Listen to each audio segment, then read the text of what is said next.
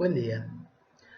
Bueno, en estos días he recibido una gran cantidad de llamados, de requerimientos, que me pedían opinión sobre la llamada nueva ley de alquileres que se sancionó el día jueves de la semana pasada, este, y que aún no está en vigencia en razón de que no ha sido promulgada y publicada en el boletín oficial, tal cual se establece el mecanismo para todo tipo de leyes. Así que en principio he dicho que me parece prematuro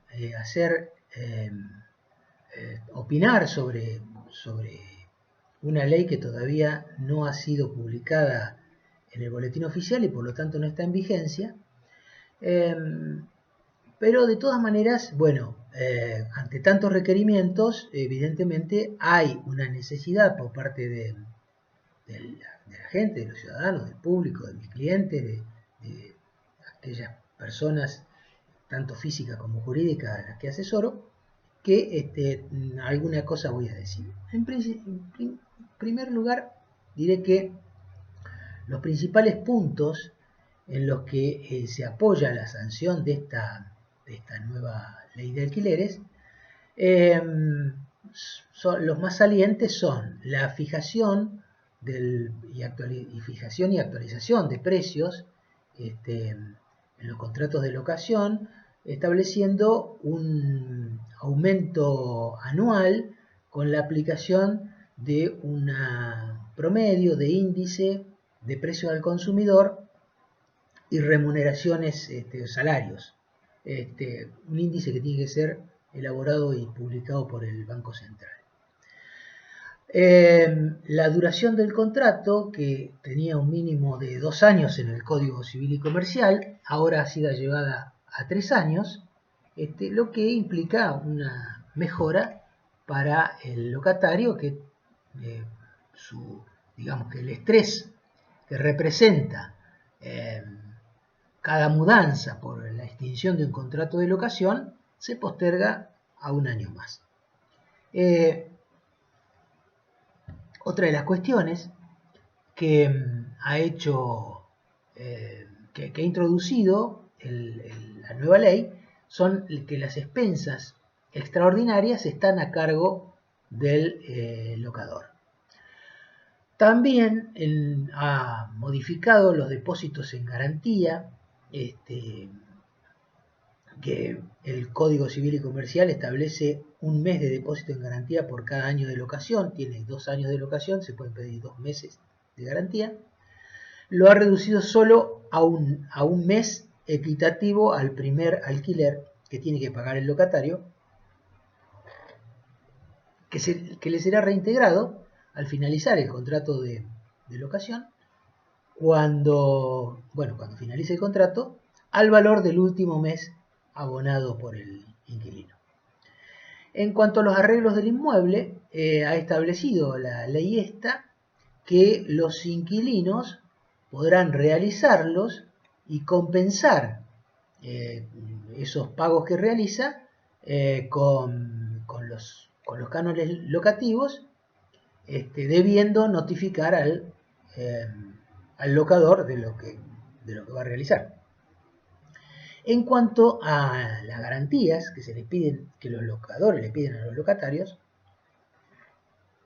ahora deberán aceptar una garantía de varias opciones que detalla uno de los artículos, que establece que se pueden ofrecer títulos de propiedad inmueble, aval bancario, seguro de caución. Ya lo vamos a ver después cuando desarrollemos esto. Establece también que los impuestos quedan a cargo del locador, que el locador está obligado a denunciar ante la AFIP el contrato para que se registre. La renovación contractual, que se puede comenzar una negociación con 3 meses de anticipación a la finalización del contrato en vigencia, y pueden pactar, ambas partes tienen plazo suficiente para pactar una renovación con tiempo, como para que en caso de que no haya acuerdo, el locatario pueda tomar sus decisiones. También establece que las intermediaciones solo podrán estar a cargo de un profesional matriculado, o sea, un corredor público, corredor inmobiliario, depende cómo se lo denomina en cada jurisdicción provincial. También le da creación a un ámbito de arbitraje para reducir los costos que suponen los conflictos. Es un modo de resolución de conflicto extrajudicial. Y establece también un programa nacional de alquiler social para proveer al acceso a la vivienda digna en alquiler para aquellas personas que están imposibilitadas o tienen algunos inconvenientes para hacerlo, teniendo especial énfasis en aquellas cuestiones de violencia de género, y propone también la promoción de un seguro obligatorio para cubrir la falta de pago de alquileres. Todo esto está sujeto a una reglamentación posterior. Ahora bien,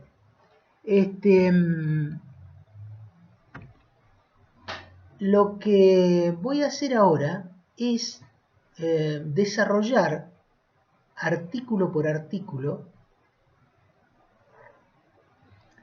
lo que dice esta nueva ley que todavía no está en vigencia. Yo sigo sosteniendo, es prematuro hacer un análisis de una ley que todavía no está en vigencia, que no sé si va a estar en vigencia, porque tiene tantos desaciertos, es tan arrevesada esta ley, tiene tantos puntos oscuros, que realmente creo que muchos de los artículos, o todos tal vez, van a lograr o van a recibir el veto presidencial, una de las facultades que tiene el Poder Ejecutivo ante la sanción de una ley, para que esa ley en todo o en parte no entre en vigencia. Así que todavía estamos a la espera, eso todavía no ha ocurrido ni una cosa ni la otra. El Poder Ejecutivo tiene tiempo todavía para hacerlo, así que esperaremos esta cuestión. Pero mientras tanto, lo que podemos decir es que en principio la nueva ley hace una modificación al artículo 75 del Código Civil y Comercial, en el que establece que el domicilio especial, dice el artículo original, las partes de un contrato pueden elegir un domicilio para el ejercicio de los derechos y obligaciones que de él emanan. Hasta ahí el Código Civil y Comercial en vigencia dice que pueden elegir un domicilio, no dice qué tipo de domicilio, pero normalmente nosotros estamos acostumbrados que es con calle, número, etc. La ley le ha agregado un párrafo que dice: podrán además constituir un domicilio electrónico, en el cual se tendrán por válidas y vinculantes las notificaciones que se cursaren al mismo, siendo plenamente eficaces todos los emplazamientos y o comunicaciones que allí se practiquen. Bueno, esta cuestión de la inclusión del domicilio electrónico parece un ayornamiento que la ley le quiere dar a esta cuestión. Pero en la práctica creo yo que solo va a traer inconvenientes ante la negativa de una de las partes a decir que ha recibido tal notificación por vía mail. Va a traer innumerables litigios que podrían haberse evitado dejando solo el texto original sin modificaciones. Lo que creo que hubiese sido esperable es que el Congreso legisle en conjunto, en general, le dé mayor precisión a la firma electrónica, a la firma digital, la identificación fehaciente de los usuarios de esos sistemas, se provea de herramientas necesarias a todos los ciudadanos para que tengan igualdad de condiciones para acceder a esa tecnología.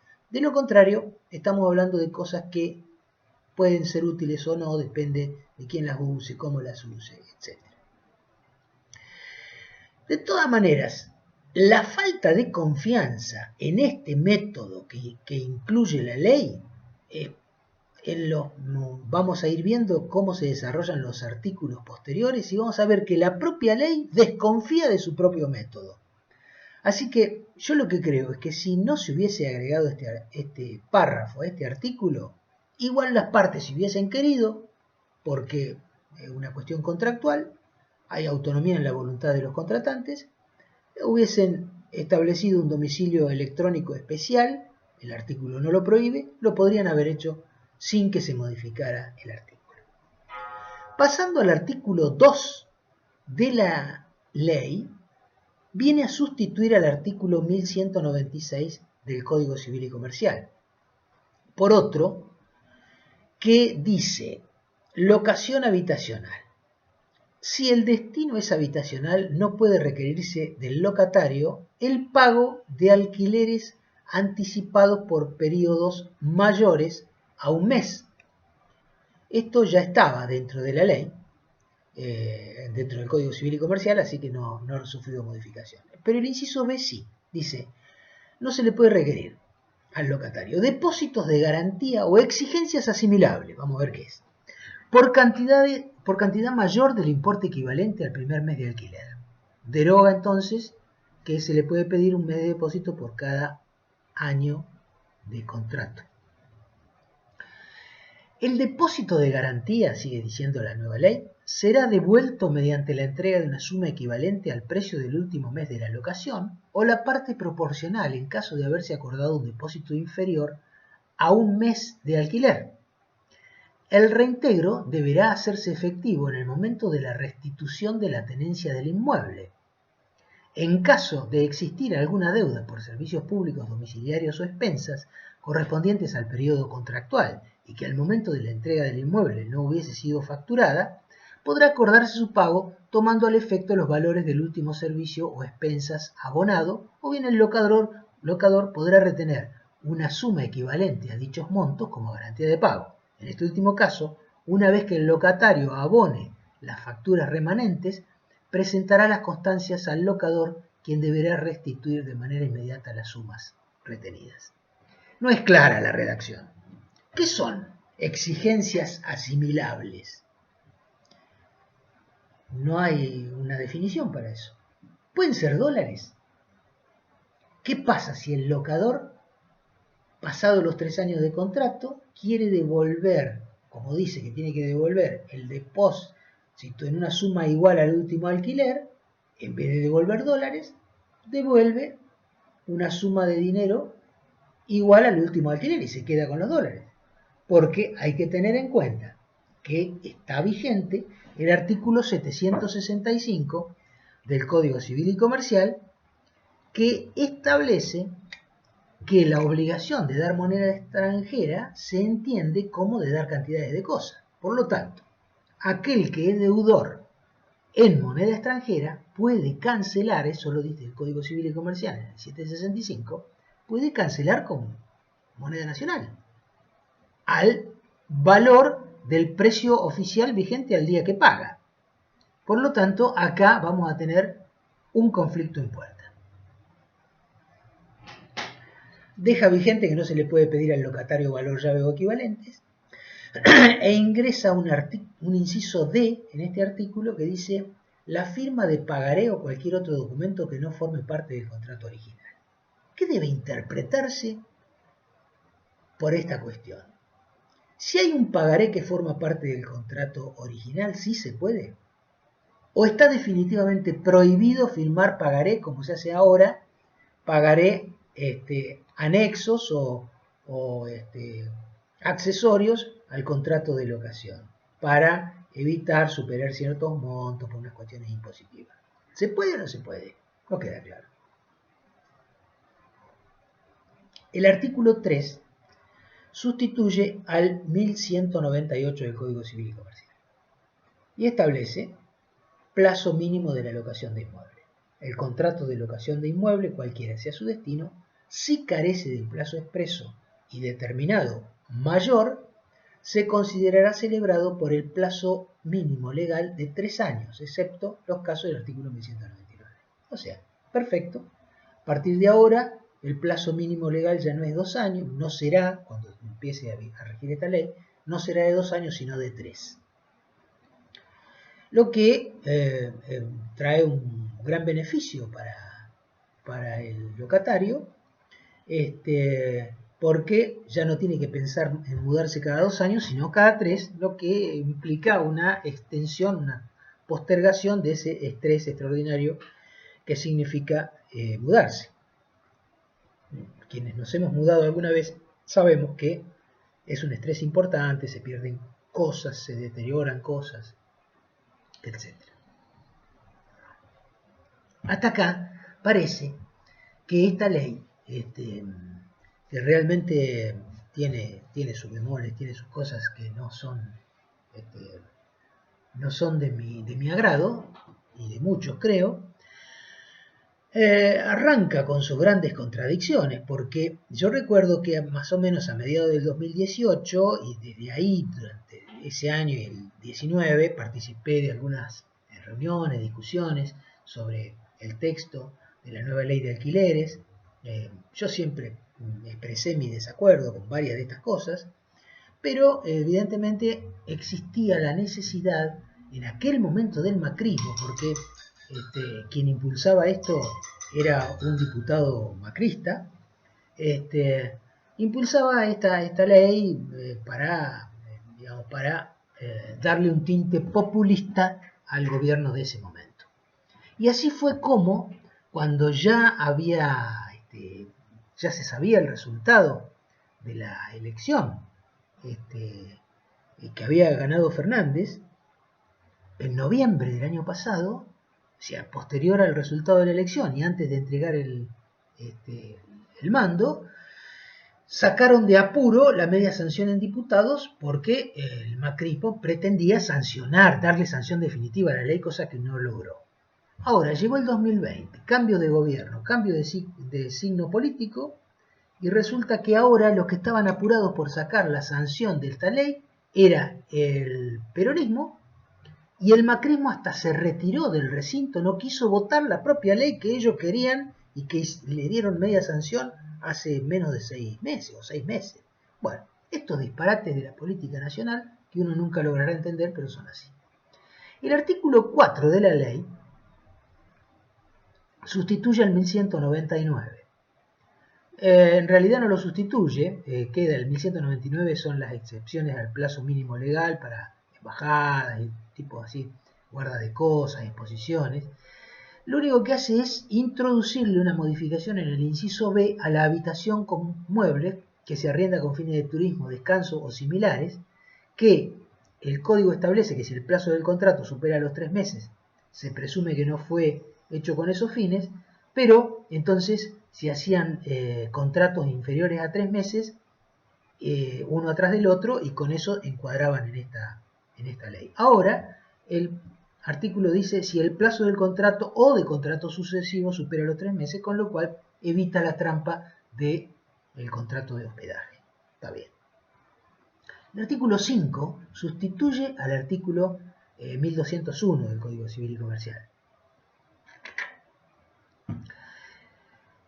El Código Civil y Comercial dice en este momento: conservar la cosa es una obligación del locador, conservar la cosa con aptitud para el uso convenido. El locador debe conservar la cosa locada en estado de servir al uso y goce convenido y efectuar a su cargo la reparación que exija el deterioro en su calidad o defecto.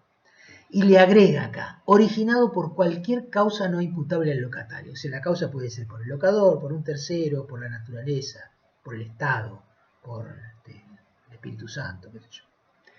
En caso de negativa, dice la ley, o silencio del locador ante un reclamo del locatario debidamente notificado para que efectúe alguna reparación urgente, el locatario puede realizarla por sí, con cargo al locador, una vez transcurrido al menos 24 horas corridas, contadas a partir de la recepción de la notificación.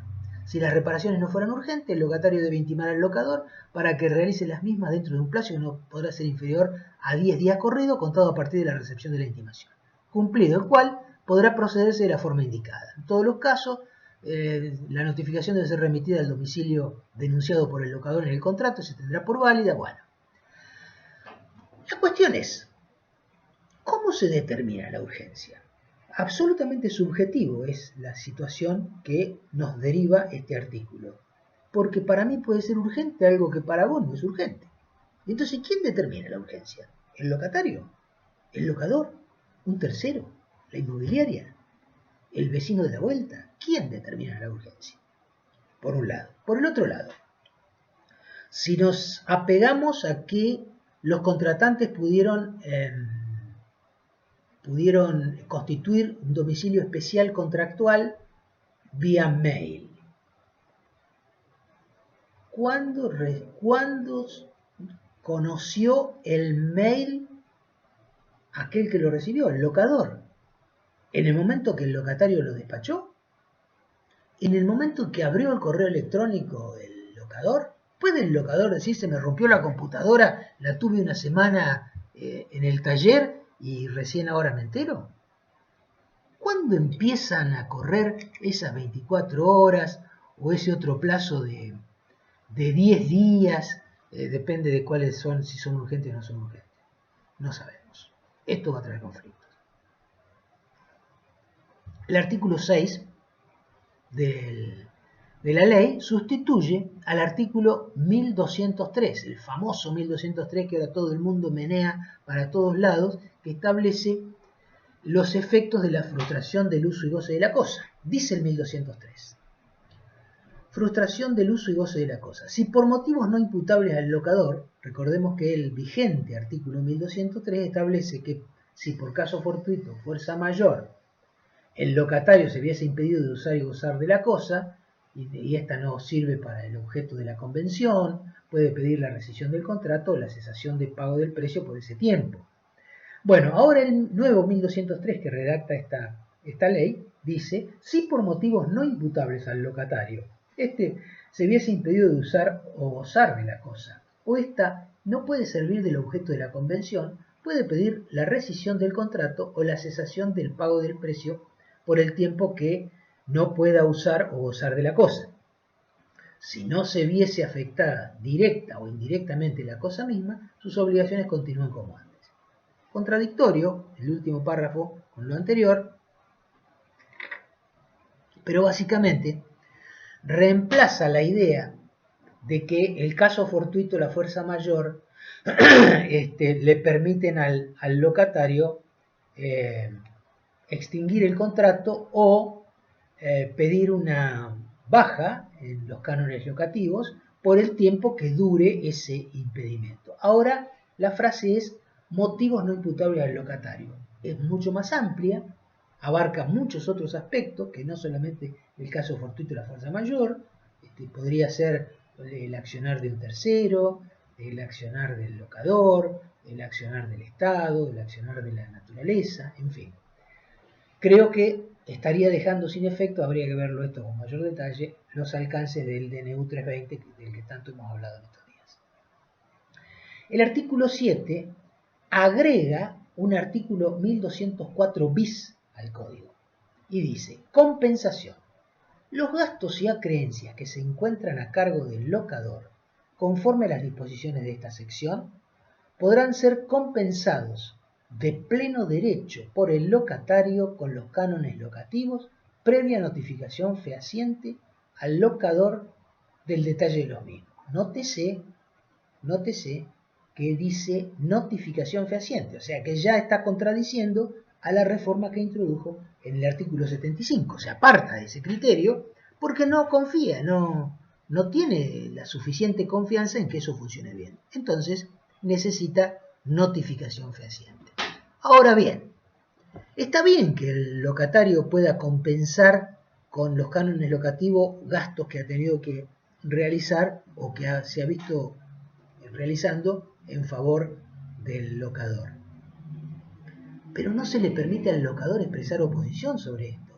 Si el locador no quería que el locatario pagara eso, por ejemplo, el impuesto, por ejemplo, a alguien que viene reclamando un arreglo que se hizo al inmueble antes de que el locatario ingresara a vivir en el mismo.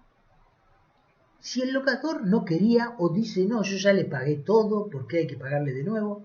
El locatario simplemente le notifica y toma la rienda del asunto y paga.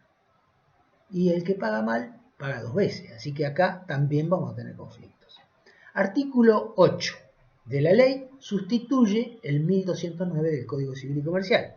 Dice el 1209 ahora. Va a decir cuando entre en vigencia.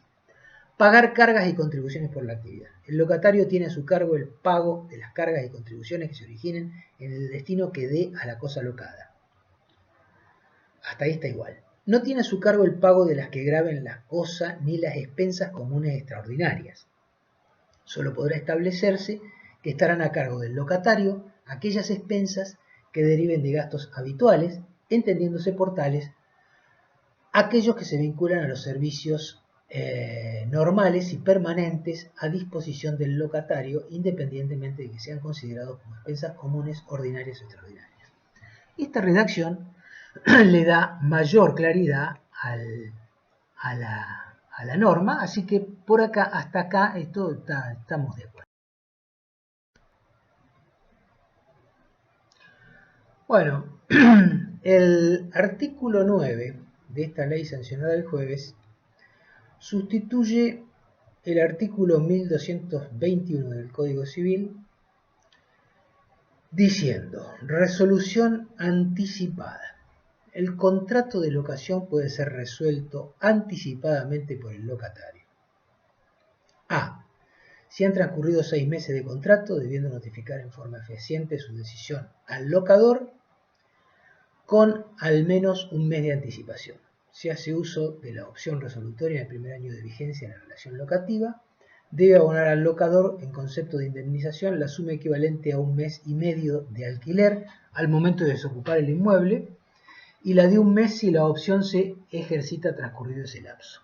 En los contratos de inmuebles destinados a vivienda, cuando la notificación al locador se realiza con una anticipación de 3 meses o más, transcurridos al menos 6 de contrato, no corresponde el pago de indemnización alguna por dicho concepto. Entonces,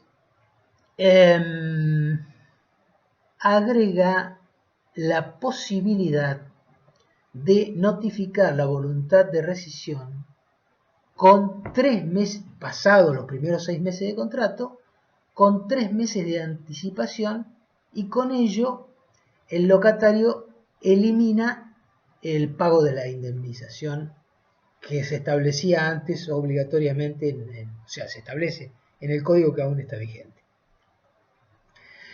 Lo que le veo es que continúa con una forma errónea de utilizar el vocabulario jurídico, porque habla de resolución. Los contratos se pueden extinguir anticipadamente por los contratantes de 3 formas distintas.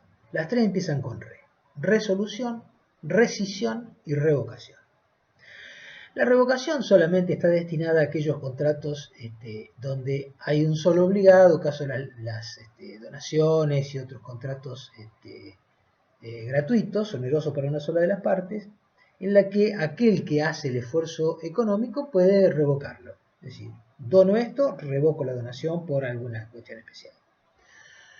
O un poder. Le otorgo poder a una persona, le revoco el poder a la persona.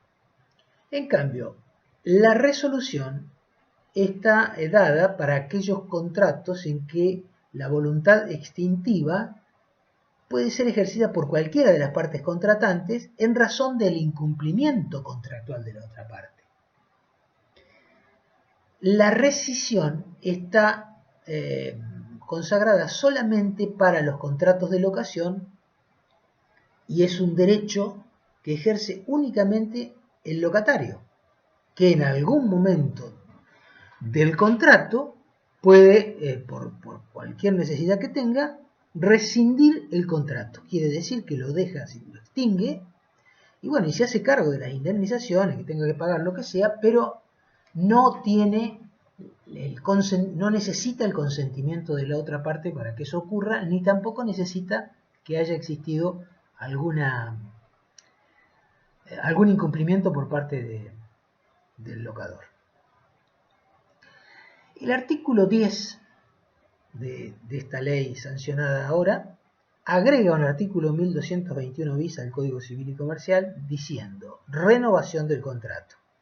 En los contratos de inmuebles destinados a vivienda, dentro de los últimos 3 meses de la relación locativa, cualquiera de las partes podrá convocar a la otra, notificándola en forma fehaciente a efectos de acordar la renovación del contrato en un plazo no mayor a 15 días corridos.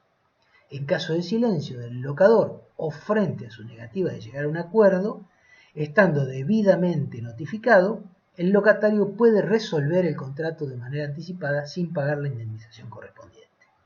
Entonces, la renovación era algo que no estaba previsto en el Código Civil y Comercial, aun cuando en la jerga común, en la calle, se hablaba de renovación cuando se extinguía un contrato y comenzaba uno nuevo, con el mismo locador, el mismo locatario y el mismo objeto de la locación, se cambiaba el precio y hablaban las partes de renovación del contrato. En realidad era un nuevo contrato, no existía renovación.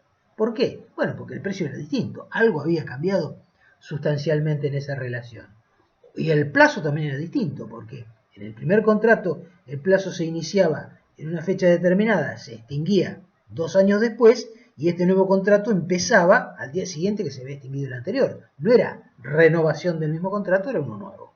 Ahora, esta nueva ley incorpora la terminología renovación, inexistente hasta aquí, y solo es aplicable a los inmuebles destinados a vivienda.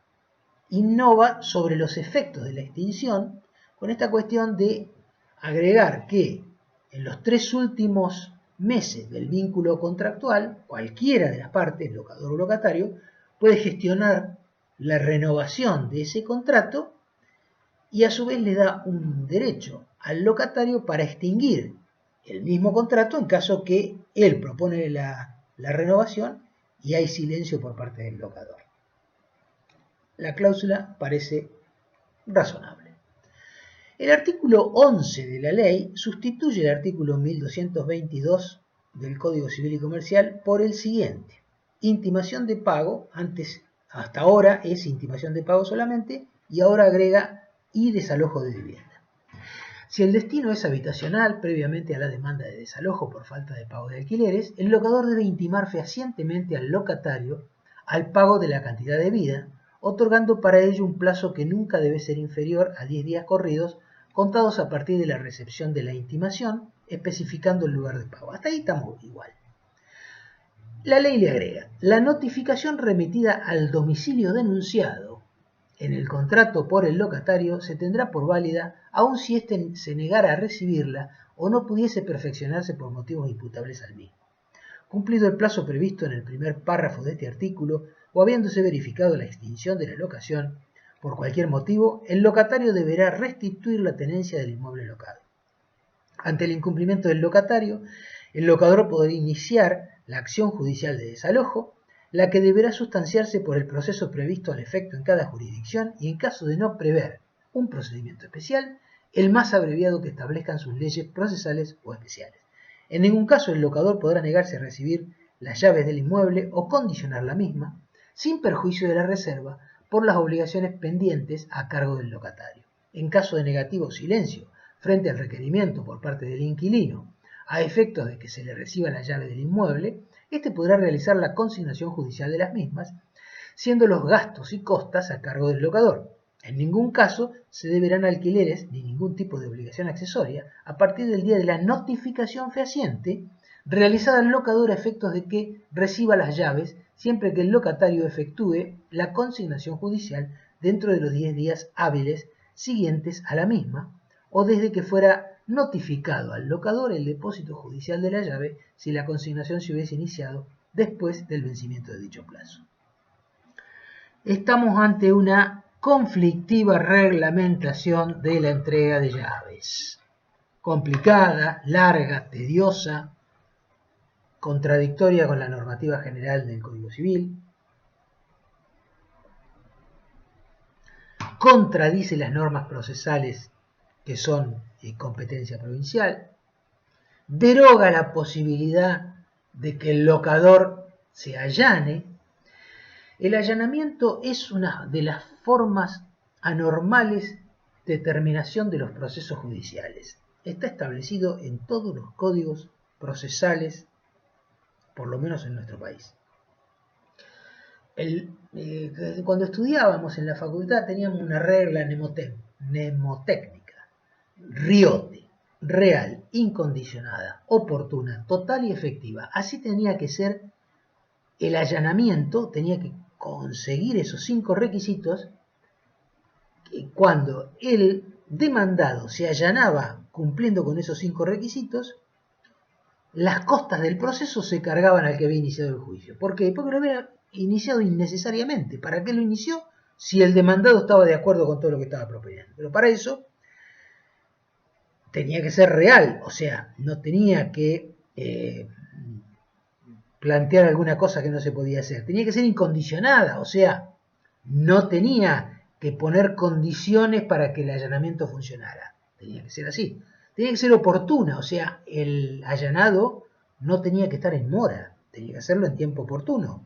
Tenía que ser total, o sea, que no podía dejar fuera ninguna cuestión del acuerdo. Y efectiva quiere decir que realmente se efectuaba y no que era una cuestión dogmática o doctrinaria, sino que efectivamente todo eso iba a ocurrir, el allanamiento se daba y el demandado quien había demandado, el actor, cargaba con las costas de un proceso que había sido iniciado innecesariamente.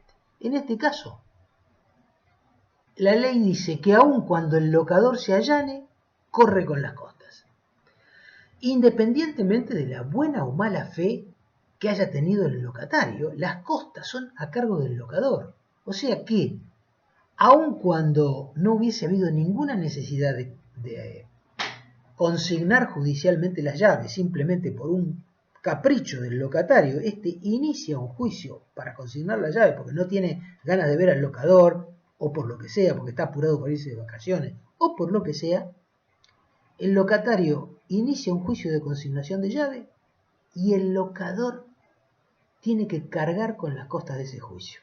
Me parece que esto está en contra de los principios generales del derecho. Artículo 12 de la nueva ley sustituye el 1351 del Código Civil y Comercial, intervención de uno o varios corredores. Aquí la ley ya se aparta del contrato de locación y se mete en otra figura jurídica que regula el Código Civil y Comercial, el contrato de corretaje.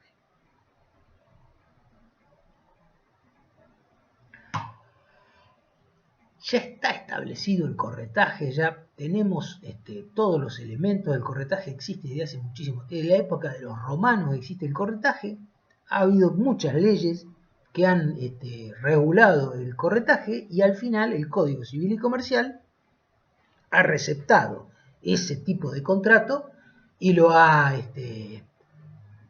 regulado a partir del artículo 1347. En el 1351 establece intervención de uno o varios corredores. Si solo interviene un corredor, todas las partes le deben comisión, excepto pacto en contrario o protesta de una de las partes según el artículo 1346. No existe solidaridad entre las partes respecto del corredor. Si interviene un corredor por cada parte, cada uno de ellos solo tiene derecho a cobrar comisión de su respectivo comitente. Este es el texto original, el que tiene actualmente vigente el Código Civil y Comercial. Viene la ley a agregarle este último párrafo que dice: en las locaciones de inmuebles, la intermediación solo podrá estar a cargo de un corredor profesional matriculado. Bueno, todos se deshacen en aplausos, en alegría, descorchan champán porque ahora han agregado este párrafo a la ley. La verdad, creo que no se pronuncia en favor de la defensa colegial, opino que no agrega absolutamente nada a la legislación que actualmente está en vigencia, ya que la única intermediación legal es la de un matriculado. No hay otra intermediación legal por alguien que no sea matriculado. Por lo tanto, no ha agregado nada. Pero por el otro lado, agrega dudas. a una cosa que estaba muy clara. Porque dice que, como dice, en las locaciones de inmuebles la intermediación solo podrá estar a cargo de un corredor profesional matriculado. ¿Qué quiere decir?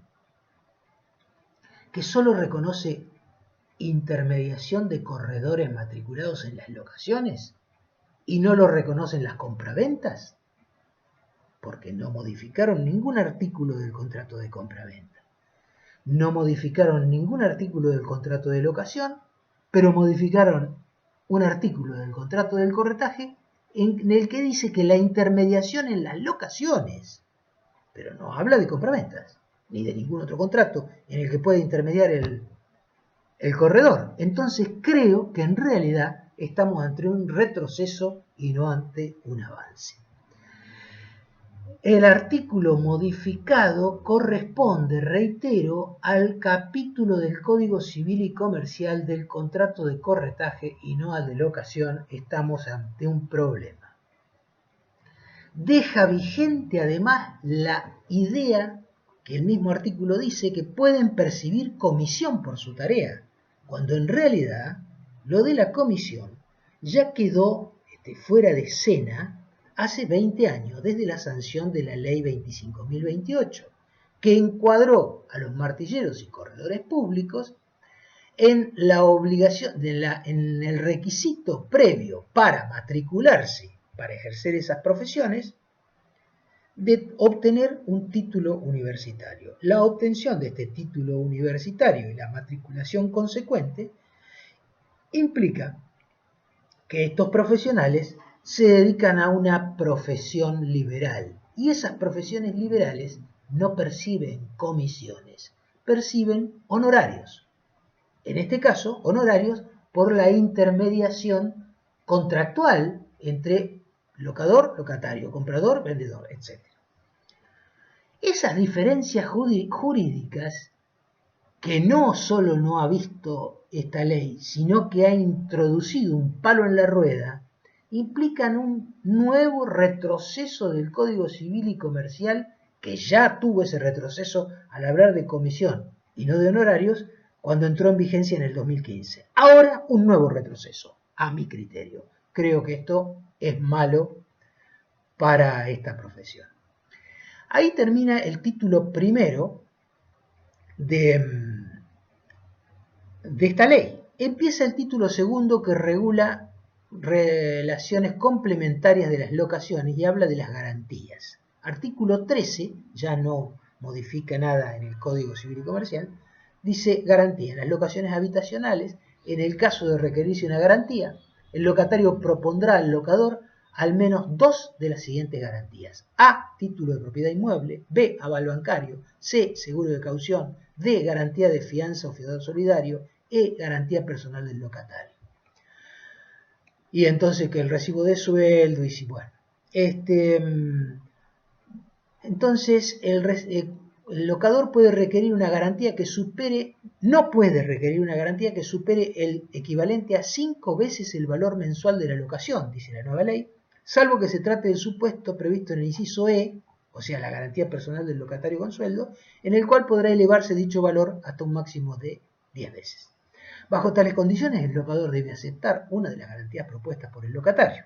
En los supuestos de los incisos B, C y D, o sea, aval bancario, seguro de caución y garantía de fianza o fiador solidario, la reglamentación debe establecer los requisitos que deben cumplir las personas que otorguen estas garantías, así como las características y condiciones de las mismas. Una redacción absolutamente incomprensible, una reglamentación que no hacía falta porque ya está en el Código Civil y Comercial.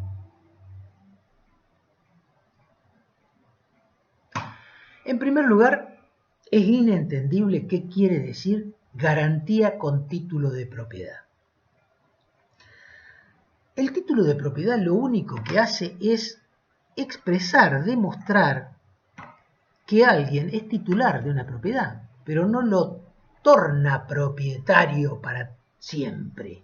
Es propietario mientras tiene el título. Entonces, si alguien con título de propiedad llega a las 10 de la mañana a la inmobiliaria y le presta fianza, garantiza un contrato de locación de alguien que va a ser locatario, firma el contrato y a las 10:15 termina de firmar, cruza la calle, entra en la escribanía de enfrente y a las 10:30 termina de firmar una escritura traslativa del dominio de esa misma propiedad, ¿de qué garantía está hablando?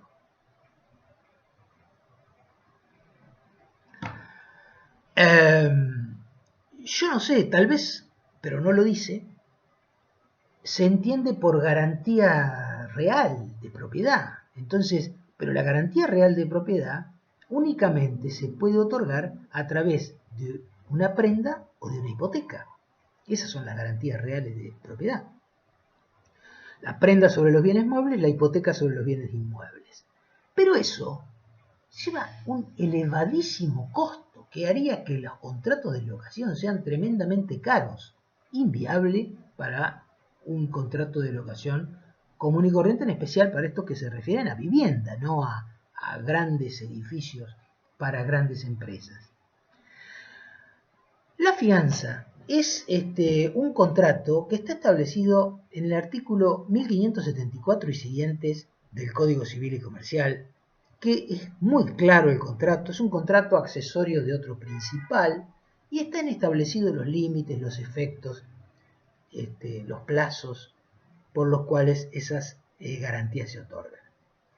Por otro lado, hay que decir que cuando alguien es fiador, garante de otro, y no lo hace a través de una garantía real, reitero, sobre prenda o sobre hipoteca, sea bien mueble o sea bien inmueble, el que garantiza con todo su patrimonio. El patrimonio es la prenda común de los acreedores para hacer efectiva esa garantía. No se entiende esto del título de propiedad. Por otro lado, no se entiende la razón de que la garantía no pueda superar en su valor los 5 meses de valor de los cánones locativos. Entonces, ¿qué quiere decir? ¿Que alguien que es propietario del Palacio de Buckingham no puede afianzar mi contrato de locación sobre un monoambiente porque ese palacio supera ampliamente los 5 meses de locación? ¿O está hablando solamente de cuando se afianza con sueldos?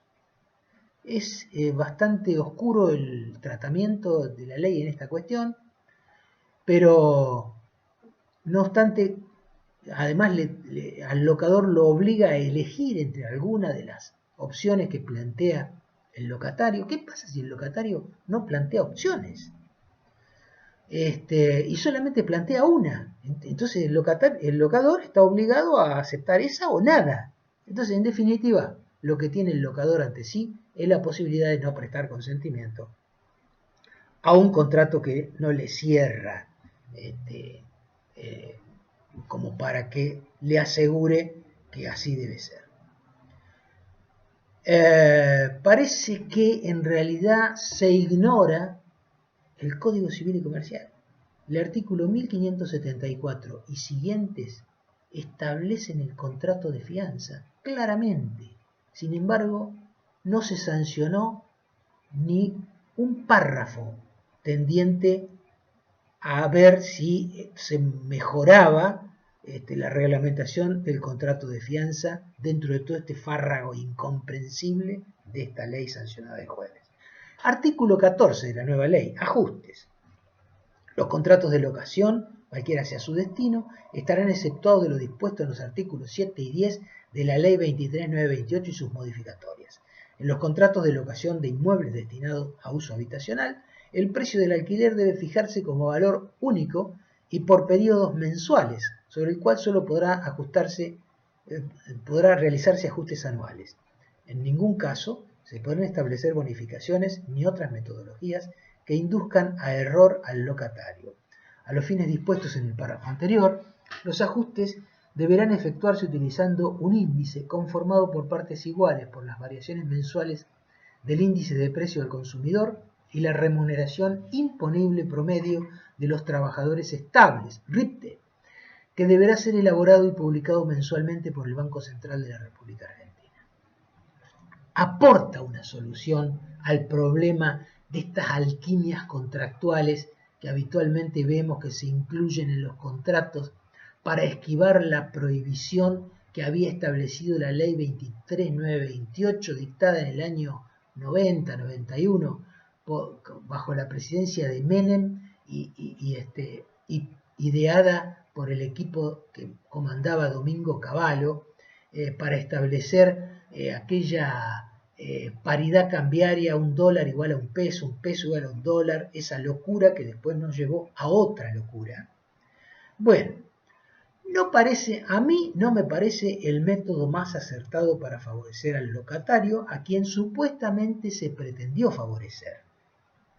¿Por qué? Bueno, por esta cuestión que decía hace un rato sobre el populismo que pretende dorarle la oreja a aquellos que están en inferioridad de condiciones y que por esas cuestiones de las creencias, en vez de tener fe religiosas, tienen fes políticas, dogmáticas.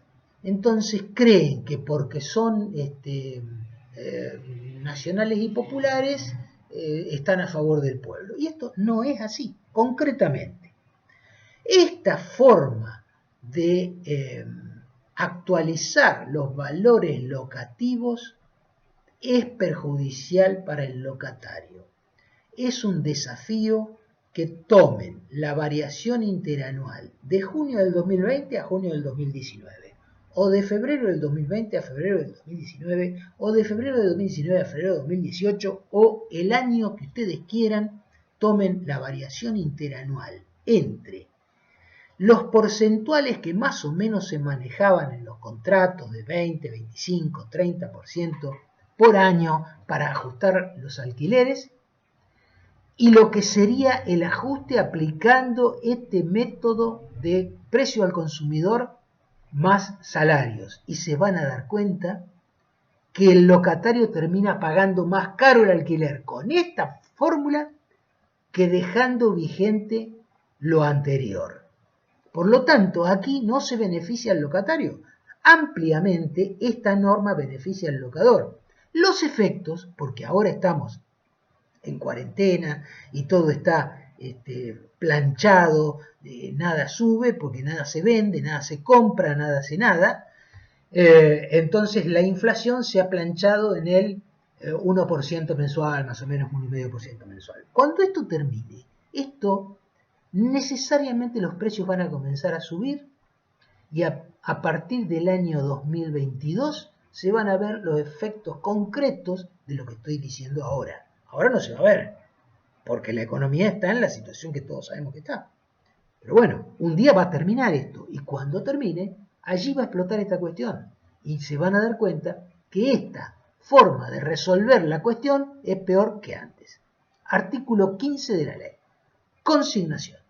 Si el locador de un inmueble se rehusare a cobrar el canon locativo, según lo dispone el artículo 1208 del Código Civil y Comercial de la Nación, el locatario deberá intimarlo de manera fehaciente a que lo reciba dentro de las 48 horas siguientes a su notificación.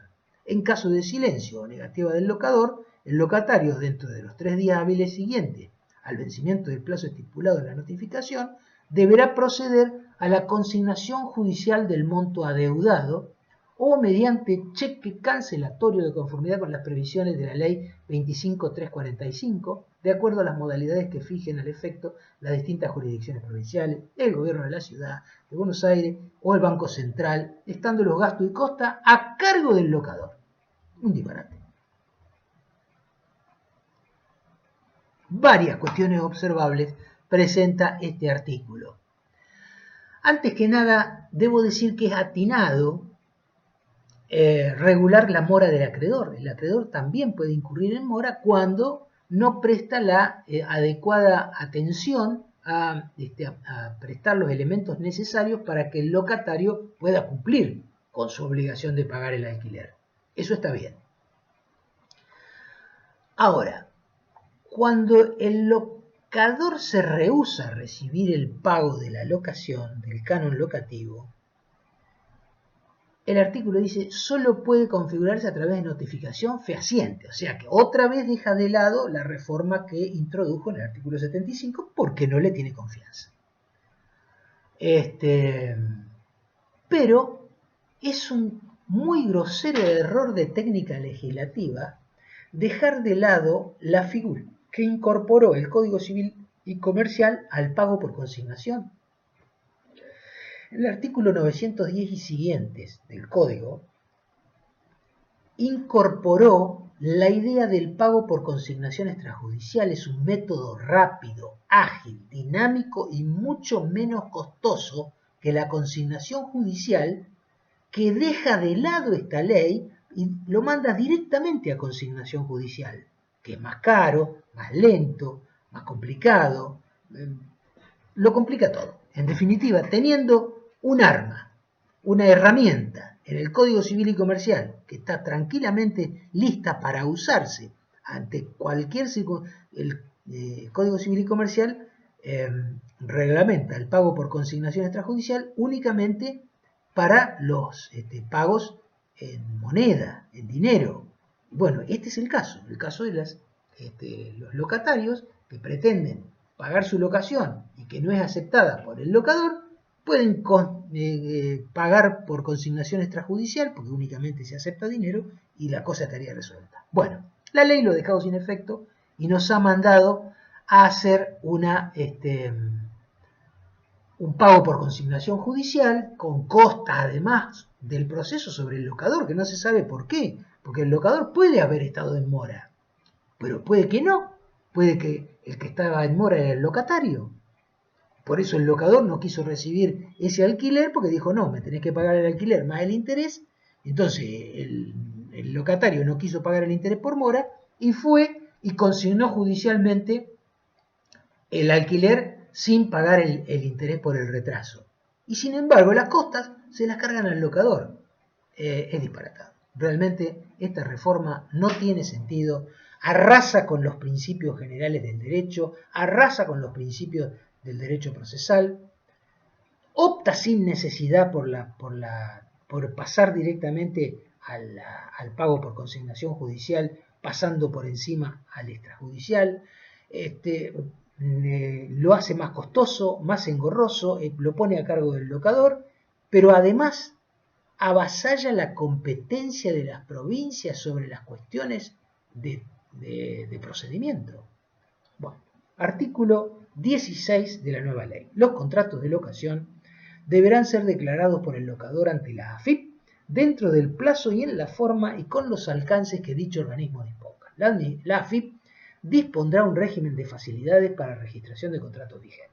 El incumplimiento del locador lo hará pasible de las sanciones previstas en la Ley 11.683 cuando se inicien acciones judiciales a causa de la ejecución de un contrato de locación. Previo a correr traslado de la demanda, el juez deberá informar a la AFIP sobre la existencia del contrato a los fines de que tome la intervención que corresponda. No obstante, la obligación del locador, cualquiera de las partes, podrá informar la existencia del contrato a la AFIP, o sea que no era del locador, cualquiera lo podía hacer, a los fines dispuestos en el presente artículo en los términos que esta autoridad disponga.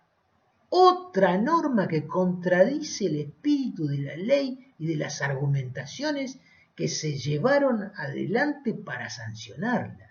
Se sostuvo durante todo el debate, sobre todo en la etapa previa, cuando se anduvo haciendo consultas, que la intervención de la AFIP solo va a lograr provocar una mayor demora procesal. Ya los procesos se hacen largos, tediosos, complicados. Esto lo va a alargar más porque además de quien reclama el locador y quien es demandado, el locatario, que además podemos tener como tercero al fiador, ahora tenemos otro tercero que no está interesado, porque no va a cobrar, no va a pagar, no le va a pasar absolutamente nada, que es la AFIP, a quien hay que ir a notificarla antes de hacer cualquier otra cosa en el juicio. ¿Qué pasa si la notificación falla por alguna cuestión cualquiera? Porque hay paro en la AFIP, porque hay un piquete en la no sé qué. ¿Qué pasa? Se para todo porque no pudieron notificar a la AFIP. Un disparate. Pero además burocratiza, crea una mayor carga judicial en la AFIP. La AFIP va a tener miles de notificaciones de juicios por todo el país, que tienen que notificarle que se han iniciado un juicio y que tienen... La verdad es un disparate, crea mayores costos en el proceso judicial y crea además mayor tiempo. Bueno, finalmente viene un título 3, que es un programa social de alquiler. A no me voy a referir porque es una cuestión exclusivamente política, no tiene cuestiones jurídicas que yo pueda añadir. Y el título 4 de la ley establece métodos alternativos de resolución de conflictos. En el artículo 21, el Poder Ejecutivo Nacional, a través del área competente del Ministerio de Justicia y Derechos Humanos, en forma concertada con las provincias y la Ciudad Autónoma de Buenos Aires, realizará las acciones necesarias para fomentar el desarrollo de ámbitos de mediación y arbitraje gratuitos o de bajo costo, aplicando métodos específicos para la resolución de conflictos derivados de las relaciones locativas. Todo lo otro que complicó, ahora lo quiere resolver con un ámbito que supuestamente para la ley no existe, cuando en realidad esta aplicación optativa, como dice el artículo 22 de esta ley, en la provincia de Buenos Aires, en la Ciudad Autónoma de Buenos Aires, en las provincia de Santa Fe, en la provincia de Córdoba, en la provincia de Mendoza, que son las que conozco, y yo creo que en todas las provincias ya existe la mediación. Y en el caso de la provincia de Buenos Aires ya es optativo para el reclamante recurrir a la mediación por cobro de alquileres y por desalojo. Todos los reclamos en la provincia de Buenos Aires que vayan a judicializarse tienen como requisito previo, ineludible, pasar por la mediación, a excepción de algunos, como por ejemplo cobro de alquileres y desalojo, que lo hace optativo para el que va a reclamar. Están descubriendo el agujero del mate con esto. Y con esto me despido de ustedes para decirles, creo que es apresurado hacer análisis de esta ley, que todavía no es ley, porque todavía no ha sido promulgada por el Poder Ejecutivo. En este proceso de promulgación podría sufrir el veto total de la ley, porque tiene varios desaguisados. Podría sufrir el veto parcial de algunos de los artículos, los que tienen el mayor desaguisado, y dejar vigente, qué sé yo, por ejemplo, la ampliación del plazo locativo, que creo que está bien, la forma de actualizar el canon, que si para ellos les parece que está bien y va a favorecer al locatario, adelante los faroles. En fin, algunas cuestiones pueden quedar vigentes, pero otras creo que habría que analizarlas con mayor profundidad, porque lo único que van a traer va a ser inconvenientes jurídicos, mayor cantidad de litigios de los que tenemos por estas cuestiones, y no hace falta que nos metamos en esto cuando así como estamos, ya estamos mal, ¿para qué vamos a estar peor? Bueno, con esto me despido, espero haber sido útil. Y recién cuando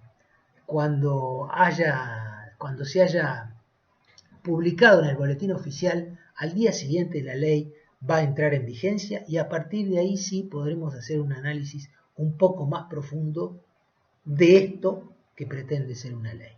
Adiós.